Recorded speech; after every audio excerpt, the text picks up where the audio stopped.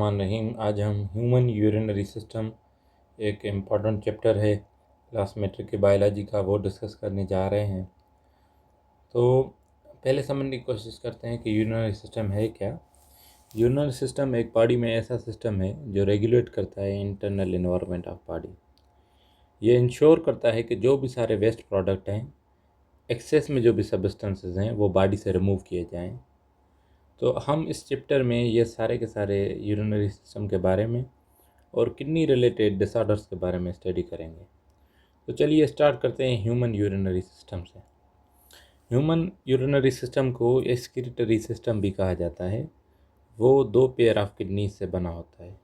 2 pair मतलब एक kidney ये है, एक किडनी ये है, और उसके पास पेयर ऑफ यूरेटर होते हैं।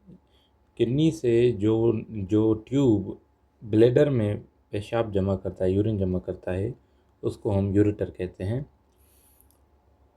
उसके बाद यूरिनरी ब्लेंडर होता है। यूरिनरी ब्लेंडर वो जगह होती है जहाँ पर ये यूरिन स्टोर होता है कुछ टाइम के लिए। यूरिथ्रा ऐसी पाइप या ऐसी ट्यूब होती है जिससे यूरिनरी ब्लेंडर बाहर चला जाता है। यह सीक्वेंस आपको याद करना इम्पोर्टेंट है। किडनी, यूरिटर, उसके अलावा यूरिनरी ब्लेंडर और यूरिथ्रा। तो किडनी क्या करती है, extra water, salt and nitrogenous wastage को ब्लड से रिमूव करती है और यूरिन बनाती है। किडनी से एक ट्यूब बाहर जाती है जिसे हम क्या कहते हैं, यूरेटर। वो एक यूरिनरी ब्लेंडर में जो है ना वो जमा करती है पेशाब को।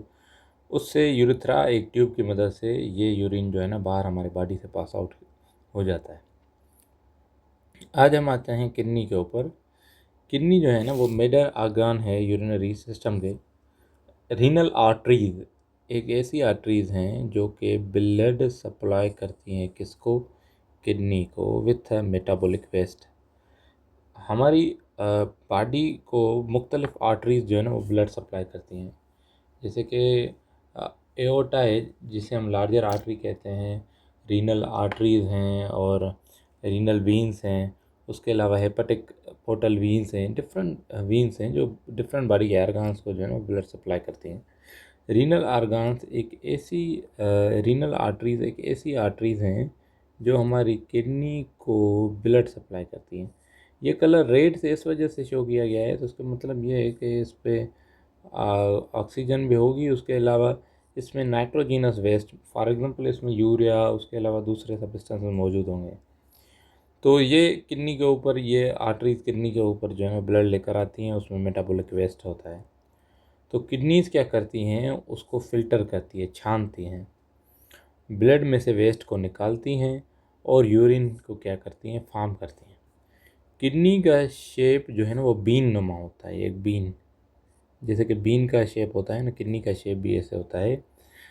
कॉनकेव और कॉन्वेक्स साइड्स मौजूद होती हैं और ये एब्डोमिनल कैविटी में मौजूद होती है। हमारी बॉडी में बहुत सारी कैविटीज़ हैं, जैसे कि हमारी थोरासिक कैविटी है जिसमें लंग्स मौजूद होते हैं। उसके अलावा एब्डोमिनल कैविटी है और उसके अलावा बहुत सारी और भी कैविटीज़ हैं, और ये डायफ्राम के नीचे मौजूद होती है। और on the sides of vertebral column, हमारे जो रीढ़ की हड्डी है उसकी साइड में मौजूद होती हैं। द कॉनकेव, जो कॉनकेव वाला साइड मौजूद है, कॉनकेव का मतलब जो कि अंदर की तरफ आता है साइड किडनी का, वो साइड हमारे वर्टिब्रल कॉलम की साइड के ऊपर मौजूद होती है, kidney towards the vertebral column. इसमें ये left kidney is little higher than right kidney. Left kidney जो है ना वो हायर होती है राइट किडनी से। इसका रीज़न ये होता है कि राइट किडनी के जो लोकेशन होती है, इसके एग्जैक्टली ऊपर जो है ना वो हमारा लिवर मौजूद होता है। इस वजह से ये इसकी जो पोजीशन होती है ना थोड़ी नीचे होती है। किडनी का कलर डार्क रेड कलर है। किडनी अबाउट 10 सेंटीमीटर लॉन्ग होती है, 5 सेंटीमीटर वाइड और 4 सेंटीमीटर जो है ना वो क्या होती है, थिक होती है। अब समझने की कोशिश करते हैं स्ट्रक्चर ऑफ किडनी का।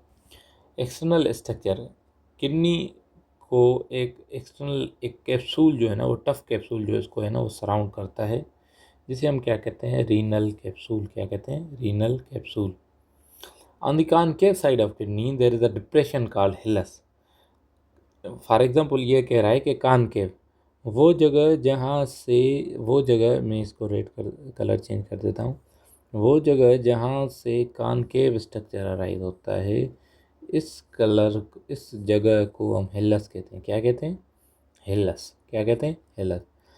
ये वो पॉइंट होती है जहाँ से रीनल आर्टरी इंटर होती है और रीनल वीन और यूरिटर यहाँ से क्या करते हैं, किडनी में आर्टरीज वीन्स, आर्टरी जो है ना एंटर होती है, वीन जो है ना वो क्या करती है, लीव करती है, और यहाँ से जो है ना वो यूरिटर भी लीव करता है। तो इस पॉइंट को हम क्या कहते हैं? हिलस कहते हैं। रीनल हिलस भी कहा जाता है इसको। Kidney is divided into two reasons. Kidney को दो रीजन्स में डिवाइड किया गया है। पहले रीजन को हम क्या कहते हैं? Renal cortex. ये जो बाहर वाला रीजन है, यहाँ से लेकर यहाँ तक, इसको कहा जाता है रीनल कॉर्टेक्स। और इस रीजन को, जो कि मिडिल वाला रीजन हो, यहाँ से इस रीजन को हम कहते हैं रीनल मिड्यूला। क्या कहते हैं? बाहर वाले रीजन को रीनल कॉर्टेक्स, और उसके बीच वाला रीजन जो होता है, ये यहाँ से लेकर यहाँ तक, इसको हम क्या कहते हैं? मिड्यूला।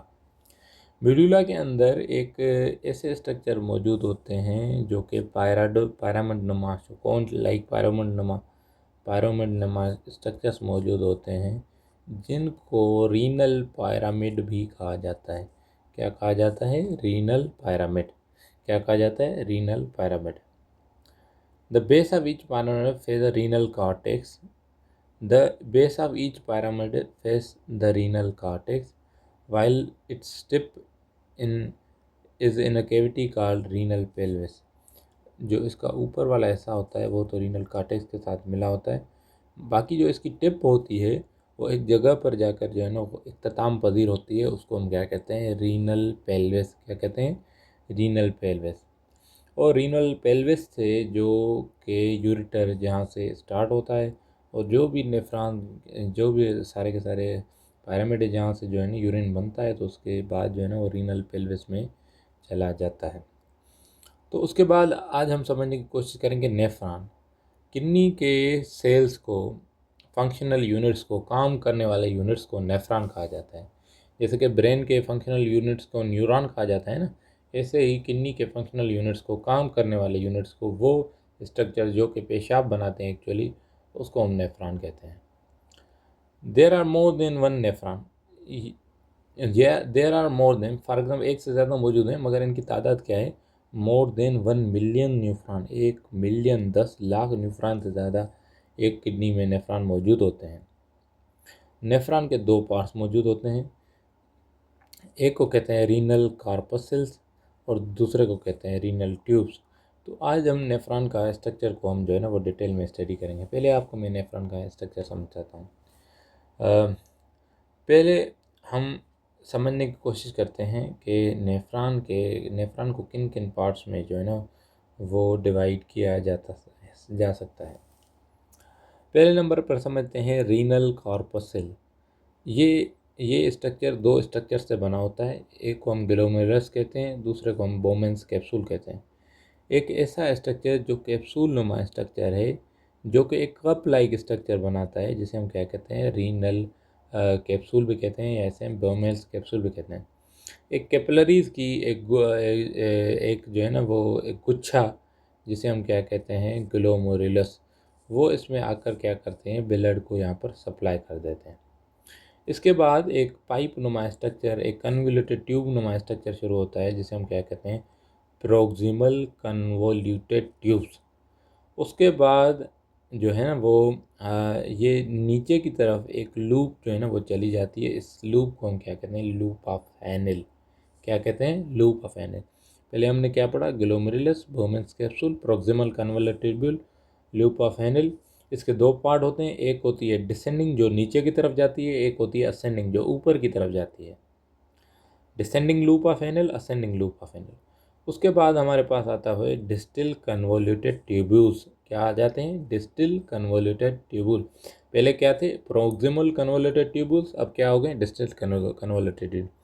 प्रोक्सिमल जो कि बोमेंस कैप्सूल के नज़दीक हों, और डिस्टल जो बोमेंस कैप्सूल के जो है ना वो दूर हों, तो उससे हम क्या कहते हैं? Distal convoluted tubules. क्या कहते हैं? डिस्टल। ये प्रोक्सिमल होंगे जो कि बोमेंस कैप्सूल के नज़दीक हैं, जो ट्यूब बोमेंस कैप्सूल के मीन्स लूप ऑफ एनल के बाद होंगे उसे हम डिस्टिल कन्वोलेटेड ट्यूबल्स कहते हैं। उसके बाद हमारे पास आ जाती है कलेक्टिंग डक्ट। ये कलेक्टिंग डक्ट बाद में जो है ना वो ट्रांसफ़र कर देती है यूरिया को, यूरिटर को ट्रांसफ़र कर देती है यूरिन को। तो renal capsule it is the first part of nephron, ये फर्स्ट पार्ट है नेफ्रॉन का। ये कंपोज होता है किससे, ग्लोमेरुलस से और बोमेंस कैप्सूल। अब समझने ग्लोमेरुलस क्या है, ये नेटवर्क ऑफ कैपिलरीज हैं जो कि एक्चुअली ब्लड जो है ना सप्लाई करते हैं। ब्लड तो नहीं सप्लाई करते मगर नाइट्रोजिनस वेस्टेज जो होते हैं वो सारे के सारे बोमेंस कैप्सूल में डाल देते हैं। बोमेंस कैप्सूल एक कप शेप्ड स्ट्रक्चर है अराउंड द ग्लोमेरुलस, ये ग्लोमेरुलस है। उसके बाद जो है ना कप शेप्ड स्ट्रक्चर है, इसके बोमेंस कैप्सूल कहते हैं। उसके बाद हमारे पास आ जाते हैं renal tubes. Renal tubes attached to the Bowman's capsule. It has a three parts हैं। फर्स्ट पार्ट है proximal convoluted tubules जो कि Bowman's capsule के नज़दीक हैं और यूनुमा स्ट्रक्चर को जो कि नीचे और ऊपर जाते हैं इसे हम लूप ऑफ एनल कहते हैं। उसके बाद हमारे पास आ जाते हैं distal convoluted tubule। The distal convoluted tubules of many nephron open in the single collecting duct, एक collecting duct में जाकर चले जाते हैं।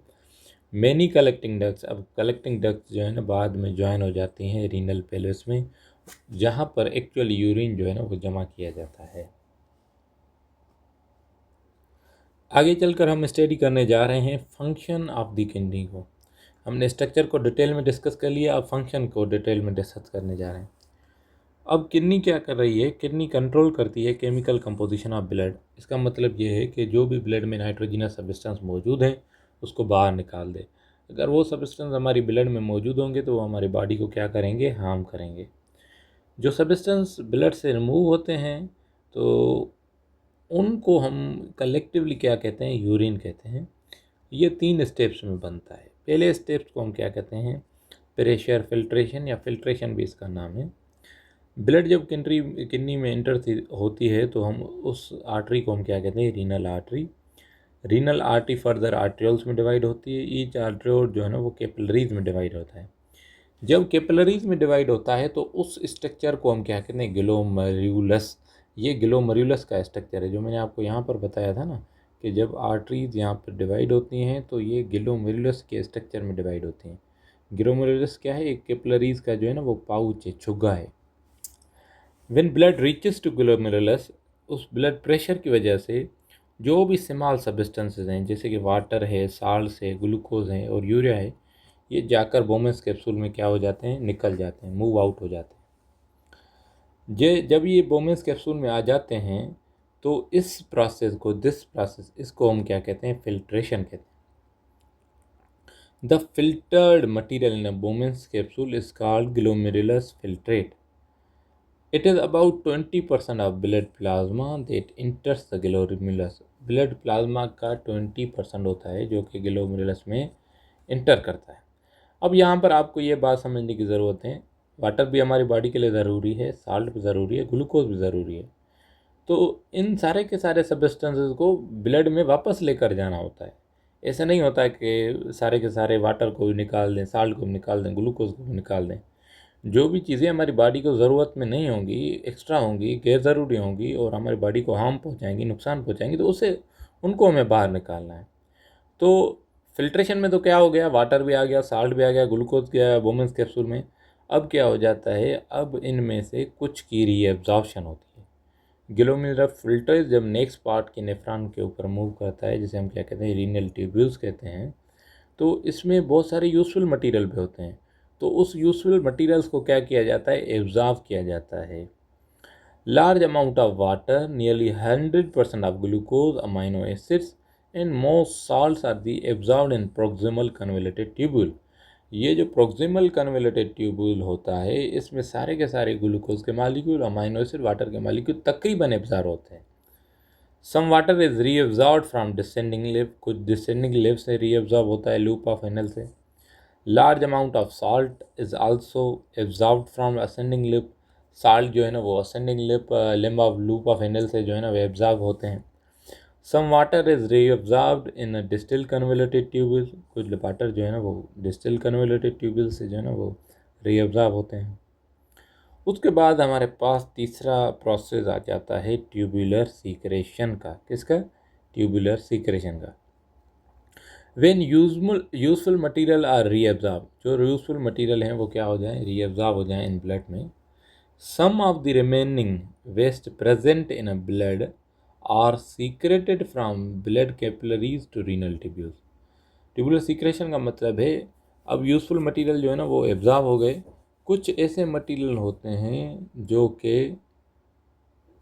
एब्जॉर्ब होते हैं, कुछ ऐसे मटेरियल होते हैं कि जो कि directly waste is present in a blood are secreted from blood capillaries to the renal tubules. कुछ ऐसे वेस्टेज होते हैं जो डायरेक्टली ब्लड कैपिलरी से रीनल ट्यूब्यूल्स में लाए जाते हैं। It is an active transport process called tubular secretion. ये एक्टिव ट्रांसपोर्ट प्रोसेस होता है। After reabsorption tubular secretion the filtrate in the renal tubule is known as urine. जो भी फिल्ट्रेट रीनल ट्यूब्यूल में मौजूद होता है रीअब्जॉर्प्शन ट्यूबुलर सीक्रेशन के बाद, उस फिल्ट्रेट को हम क्या कहते हैं? यूरिन कहते हैं।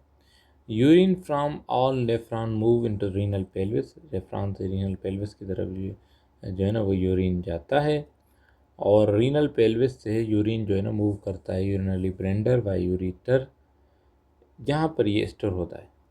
When urinary blender is filled, जब यूरिनरी ब्लेंडर फिल होता है, urine is pass through a urethra. जब यूरिनरी ब्लेंडर फिल हो जाता है तो यूरिन पास होता है हमारी यूरिथ्रा से। तो यहाँ पर ये डायग्रामेटिक रिप्रेजेंटेशन है। ये देखो यहाँ पर ये जो कलर है ये फिल्ट्रेशन को रिप्रेजेंट करता है और ये रीअब्जॉर्प्शन को रिप्रेजेंट करता है।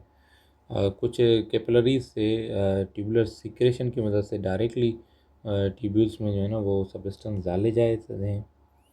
तो किडनी का रोल क्या होता है? रोल ऑफ किडनी मेनली क्या होता है? ऑस्मो रेगुलेशन होता है। ऑस्मो रेगुलेशन का मतलब amount of water blood salts को क्या करना?